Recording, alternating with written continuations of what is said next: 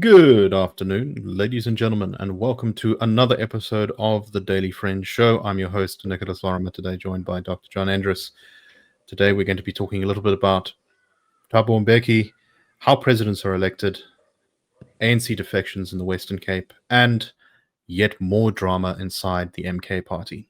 So let's start off with our first one.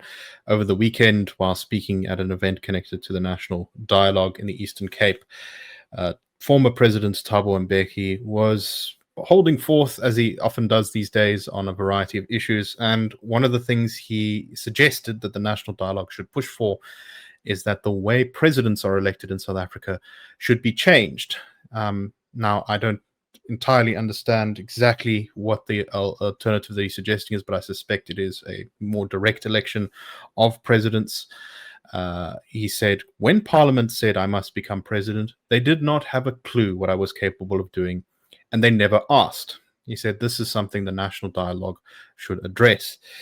He also gave his thoughts on the state of the country, and as a former leader and president of the ANC, this is rather damning. He said, when I was asked to comment about South Africa at 30 years, I said we need an intervention. The economy is in crisis. Politics is in crisis. We have a crime and corruption crisis. Even our relations with the rest of the continent are in crisis. There is nothing that does not say crisis. He said he looked at the manifestos of all the political parties last year and concluded that politicians did not have the answers. It was time for South Africans to provide the answers. And by answers, I don't mean political promises. Answers can only come from the people, not political parties. So, John, my first thought here is Mbeki is sounding an awful lot like someone who's about to start a political party, because that's what they all sound like before they start a political party.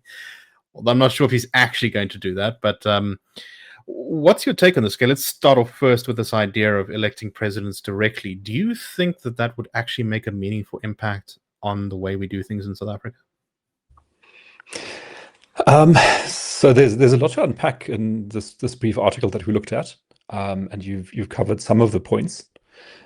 We can start with the one about the way in which presidents are elected, and maybe for framing, what I would bring up here is that we saw some polling results a week or two ago that suggest that 49% of South Africans would like military rule in South Africa, and I think that former President Mbeki's comments are sort of inspired by the same sentiment as the people who give that answer to, who would you like to run the country? And that is the sense of frustration at the way things are going and the desire just for somebody to do something useful about it. And I think what Mr. Mbeki is saying here is, currently the presidents we've got are beholden to their parties. They get to the top on the basis of certain skills, characteristics, abilities, aptitudes, which might not be aligned with the skills that you actually need to run a country. And wouldn't it be better if we had some mechanism for identifying really capable people and then, letting them run the country, and then things will get better? And I understand where this desire comes from, but I also share your skepticism about whether changing the way we elect leaders is going to change that. To take the example of Mr. Mbeki's suggestion here, he points out that he didn't get asked, what are you capable of? What can you do for the country? Before he became president, he sort of just became it. But how would such a process, what would it look like? I don't think there's a useful way of designing such a process. Imagine having, I don't know, an interview panel that assesses 10 candidates, and those candidates have to submit their CVs and show what they've achieved so far. And then you pick like the one person you can do it. Perhaps headed by a former president, maybe. Yes, exactly. So ultimately, the mechanism we currently have is in a way the right mechanism, I think, which is that voters every 5 years get the opportunity to choose who's going to lead the country. And they try to find somebody who will do a good job, ideally, you hope. And if they do, then that party gets rewarded. And that's the incentive on the inside of the party to pick the right person. So you don't have a panel or anything like that, but you've got a party that wants to win elections. To win elections, it has to do things that voters want to see getting done. And that is how the democratic mechanism is meant to work. So that's what I would stick with. The one proviso here would be that We are very process focused in South Africa, and everything takes inordinately long because you have to check with all sorts of constituencies inside your party, outside the party, in parliament, and it's hard for clear decisions to be made. And then in such moments, we might look with some envy to the United States, where there's a proper presidential system, and the president, if he's a person like Donald Trump, or some of his predecessors for that matter, can use executive orders to get stuff done pretty quickly. And that can be to the good or to the bad, but at least stuff is moving, things are moving. And I think that is where we sense the frustration amongst South Africans and also amongst former presidents like Mr. Mbeki. Nick. Yeah, there's a more theoretical question around this about, South Africa is mostly a parliamentary system where the parliament is the sort of the center of things, and our president is elected from parliament. And we're a bit weird in that we have a president who's both the head of state and the head of government and is elected from parliament, which is like a parliamentary system and a presidential system sort of stitched together in an awkward way. And yeah, I don't always know if that is the best way of doing things. I'm not a huge fan of presidential systems, but I'm not sure if having this weird hybrid is great either. And purely, if I was kind of designing the whole system from scratch, I might say let's be purely one or purely the other. But the ultimate thing is, are people holding politicians accountable? Are intellectuals putting good ideas into the space? Is civil society and business fighting actually for their interests of people that they represent, or their business interests or whatever? If those things aren't happening, you can have whatever system you want in the world, and it's not actually going to fix the problem. So expedited shortcuts and new schemes to quickly turn things around here or there, I think, is not the real way. The reality is we need to sort of slowly move through the system and replace bad ideas with good ideas, which is not particularly sexy, but that's the only thing we can do, I think. And I think what I also noticed, and I sort of appreciated about Mr. Mbeki's comments, is so he's very forthright in pointing out the problems. And I know that when we were doing presentations to corporate clients, our keynote briefing 3 years ago, we collected a whole series of newspaper headlines, and like every single one had the word crisis in it. There was the water crisis, the electricity crisis, the health crisis, the crime crisis. Like every single thing was in crisis. And I think it has actually slightly improved since then. So things have gotten a bit better than they were 2-3 years ago. Load shedding has got better. That's actually the main thing, I guess. Maybe we with the GNU, we've got a bit more hope of improvement than we had 2-3 years ago, but still there's a lot of crisis going on. Something I must add to that there is that we're looking for a magic bullet type solution. So we're saying, let the experts design the perfect system to fix crime and security, or this, that, and the other. And I don't quite think that works. Yeah. Just the experts, we must have some sort of great mass democratic upswelling of like, there's just like someone out there who's got a genius idea. It's not that simple. There isn't, as you said, there's no magic bullet. You can't change one thing and then everything will just work. As much as getting rid of BEE would be an incredible benefit to the country, it's not going to fix all of our problems in one go. Yeah, that's true. And I do think that there's this notion of emergent order. And I think that's kind of where I find myself sitting on the spectrum, so to speak, which is that top-down, completely designed by a group solutions typically don't work because reality is too complex and too dynamic. There's too many moving parts. You just can't do it. So you've actually got to let people get on with designing solutions by themselves.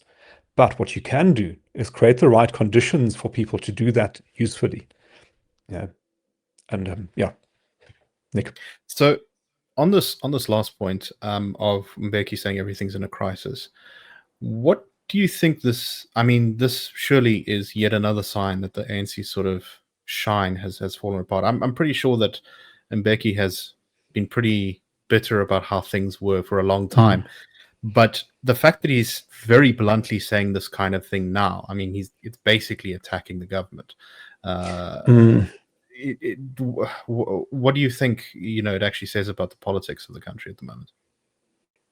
So here I think that what I imagine President Mbeki's state of mind to be is one of bitter disappointment at how things have turned out. During his presidency, we had higher economic growth rates. Economy was creating jobs. Public finances were in a better shape. South Africa was more popular, and he was able to design this notion of the African Renaissance and things being on an upward trajectory. And it was an ambitious and lofty vision, and it was, I think, a good idea in that sense. And the degree of under delivery and underperformance since over the past 15 years or so has just been devastating. And for that reason, I think when he criticizes outcomes, I do think that he's distancing himself from the current iteration of the ANC. I don't think he endorses, what the Zuma presidency produced or what the Ramaphosa presidency has produced. I think he's saying that's very different to how things were under President Mandela, under myself, when there seemed to be a path towards improvement, and we've completely lost the plot. Like where are we? What are we doing? We need to figure out how to fix this. And I think that's what inspires statements like this. Yeah, no, definitely. And while, as you say, there are many things one could point out about the Mbeki presidency that would make me not a fan of him. But in terms of economic growth, that was something he did far better than has happened since then. And that was something that really helped to smooth over so many of the other rough edges in his presidency. Yeah. Okay, let's move on to our next story. The DA held a press conference this morning in Cape Town, and it sort of framed it as news of great importance to the nation. I think it a little bit under-delivered on the result when what the actual news was announced, but still worth talking about. And that is that the ANC Secretary Neville Delport in the Western Cape has defected from the party and has joined the DA. This was announced by Helen Zille at a media briefing this morning.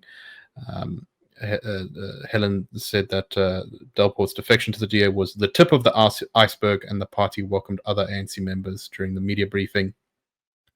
Delport said that his decision to leave the ANC was not a difficult one, and that it was fueled by the ANC National Working Committee's recent reconfiguration of the party's leadership structure. So, two things here to mention. One, I wonder what the ANC's election results are going to be in the Western Cape. The party managed about 20% in the last local government election in 2021 in the Western Cape, and about 21%. I would not be surprised if that number drops into the sort of mid or low teens, losing ground to the PA, the DA, and probably the EFF, maybe even MK a little bit. So firstly, your thoughts on just the ANC in opposition. And secondly, this comment about the ANC National Working Committee's reconfiguration, that's quite interesting. What's your take on that? Let's start with the second one first. Yeah, so I think it was the reconfiguration in the Western Cape, as far as I know. And I assume that was in response to continued underperformance politically. So the national government elections were not too great. Local government elections before that weren't too good. I think the ANC has been losing ground for a number of election cycles now. And obviously, if you're managing the party, you're going to come up with a plan to do something about that. So I think that's what that shuffle is about. Mr. Delport, I think, was not too keen on that, and took the opportunity to jump ship to the DA. But I think we can also generalize a little bit away from the specifics of this case to the general state of the ANC and of politics. So what's happening in the Western Cape, I think, is to what the ANC is going to experience in the rest of the country. And that is that the glue binding its members to the party is weakening.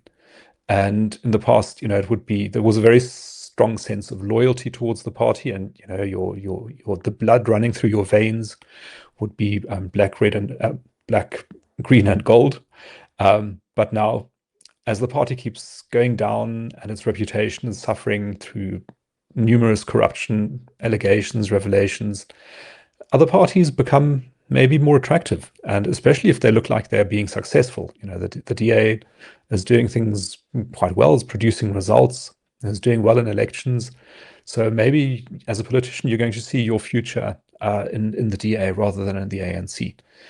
And this weakening of the ties that bind the ANC together internally is one of the threats to the ANC's continued existence and performance.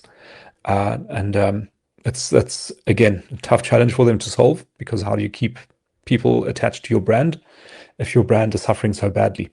So yeah, I think it's going to be a challenge for the Secretary General and other leaders in the party to solve. Yeah, there's this famous quote from Osama bin Laden that when people see a strong horse and a weak horse, they will by nature like the strong horse. And a lot of politicians and even some voters too, really, I think, are not that ideological. Most voters are not ideological, right? They sort of just go with who kind of captures the spirit of they think will speak to the issues they care about. And the identity and ideology can sometimes get mixed together. So sometimes it can look like voters are ideological when they actually aren't. But generally speaking, the ANC right now is very much in the position of the weak horse. And winning, it's no surprise that the moment the DA stopped going up in its vote shares, that it had lots of internal squabbles and people breaking away, and the leadership being fired or resigning from the party, and just kind of chaos breaking through. And that when the party looked like it started to win again, or at least recover its sort of momentum a bit, suddenly the DA seems much more united. And it's exactly the same with the ANC. Is I think as the party sort of loses steam, it's only more incentive for everyone to jump off the ship until something very dramatic happens to turn it around. And that the Western Cape has been the prime example of that, where the ANC has just sort of disintegrated into pieces from once being one of the biggest, if not the biggest party in the province, originally speaking, which is something that people forget. When the DA won its majority in the Western Cape in 2009, the ANC was getting about a third of the vote, and the DA only just won the province. I think on the provincial ballot it got 51%, but on the national ballot it actually got 48%. So this decline has been it's not sort of foreordained. It happened very progressively. And one thing that I wonder is if at the national level, if we see an improvement in the economy, if that will maybe halt the decline in the ANC's fortunes, or maybe even turn it around. So if we see a bit of economic growth happening, a bit of optimism returning to consumers and to businesses, that might help the party. But yeah.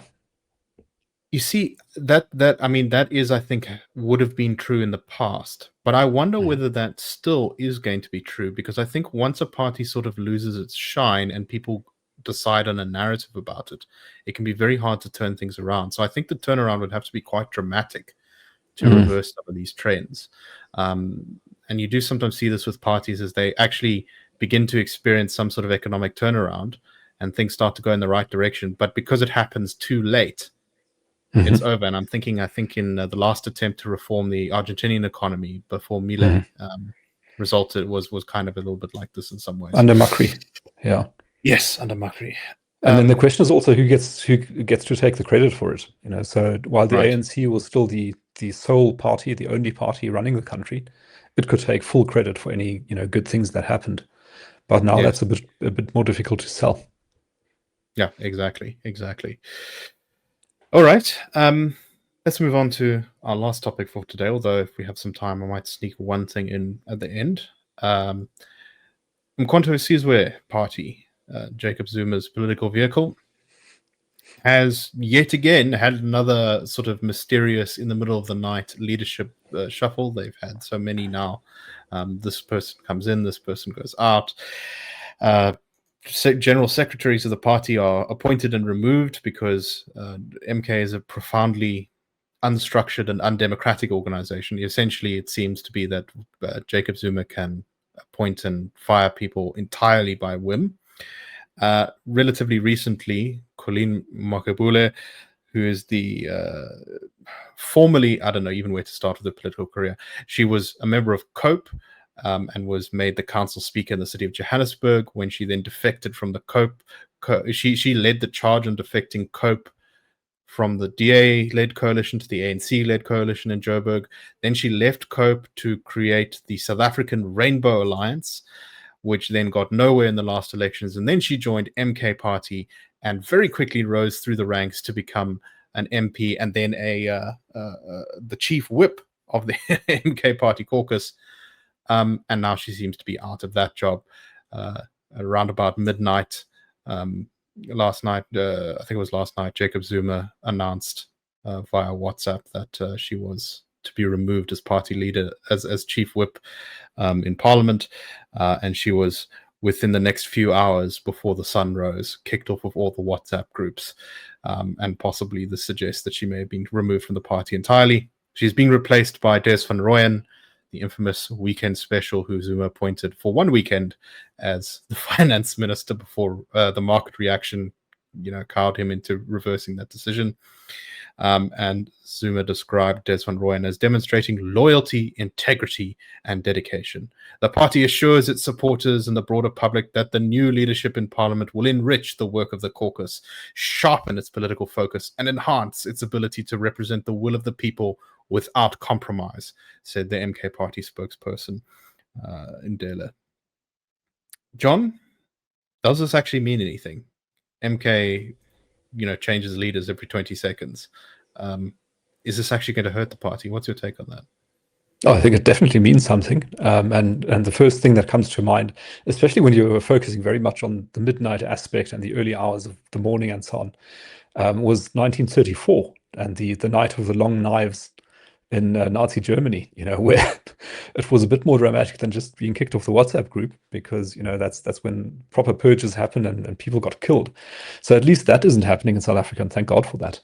But nonetheless, this is a leader who's asserting his authority over his party once again, in a very hard way, very, very quick, very decisive, very ruthless.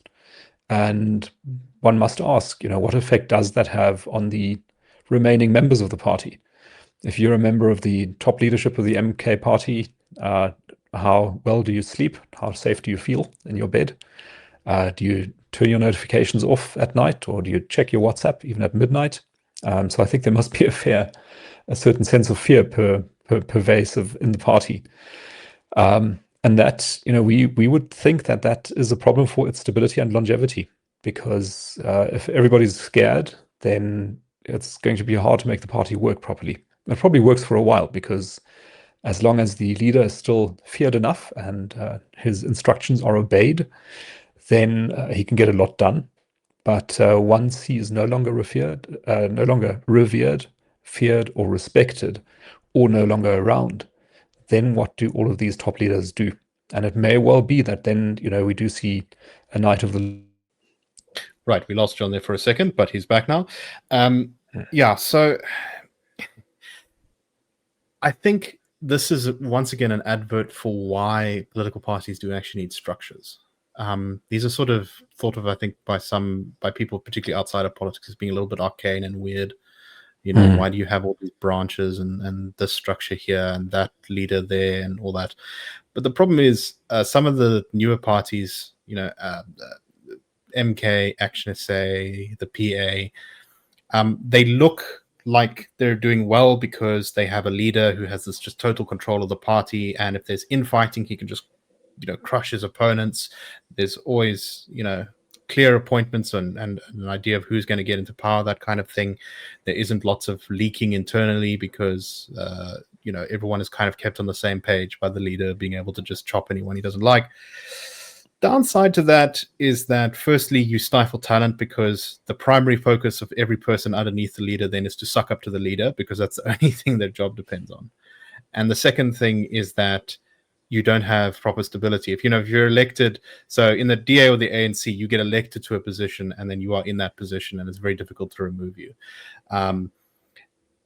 and there's some sort of stability there and continuity. In MK, Jacob Zuma wakes up one morning and decides that you're a counter-revolutionary, and then there goes your party membership, as many people have found out from Floyd Shivambuta now, Ms. Makabule. So yeah, just one of those things that often gets overlooked that I think is kind of important. But as you say, this is another indication that MK in some ways is a bit of a flash in the pan. They may hold on to their vote share, and that's a very powerful, that's what the third biggest party in the country. That's a very powerful chunk of the vote they've got. But it's not quite taking national government. It's not storming the beaches. And I think until they get some of these structures more stable, it's going to be very difficult to do that. Particularly if Jacob Zuma is not around to, shout at everyone and keep them all in line. So sort of add a couple of things there, Nick. One is that I think another problem that arises out of this style of leadership is that it creates, it probably reduces honesty within the party, because you're going to be scared to tell the leader what is really going on, what's really happening, what you think should happen, what should be done, because you might get kicked out. So you're going to shut your mouth, go along with what the leader says, and hope for the best. That's point one. Point two is that you create a single point of failure, right? So if everybody's dependent on the leader and the leader screws up, then everything goes downhill. And that's going to be a huge problem. And in a way, this also ties us back to the EFF. Yeah, exactly. And in a way, this ties us back to our first story, because imagine if we had a sort of semi-dictatorial system, a benevolent dictator, or a directly elected president with vast-ranging powers. You've got the single point of failure. You have probably the honesty problem, and you don't have sufficient checks and balances. So, yeah, I think these systems do have their weaknesses, even though temporarily they probably look like they're quite sound for a while. Just as the 1,000-year Reich also looked quite sound for a while, about what was it, 6 years or so, and then, until it very suddenly wasn't. Yes. Well, yes, I guess I shouldn't just count 1939 to 45, so I'll count 33 to 45. The 1,000-year Reich was a 12-year Reich. Yes. Yes. A little bit short of the goal there, but just not everyone slightly meets their KPIs. Yes. Exactly. Okay. Very last thing before we close, we've only got a few minutes left. John, you recently had an interesting discussion with a foundation that Thabo Mbeki, I believe, has quite a big role in, where you were interviewed by Dr. Ndlozi, formerly of the EFF. Do you want to tell us just very briefly a little bit about that? That was a very interesting experience. So it was an invitation from the Thabo Mbeki Foundation, which has created a new podcast series called the African Renaissance Podcast, which you can find on YouTube. It's got high production value, so really nicely done.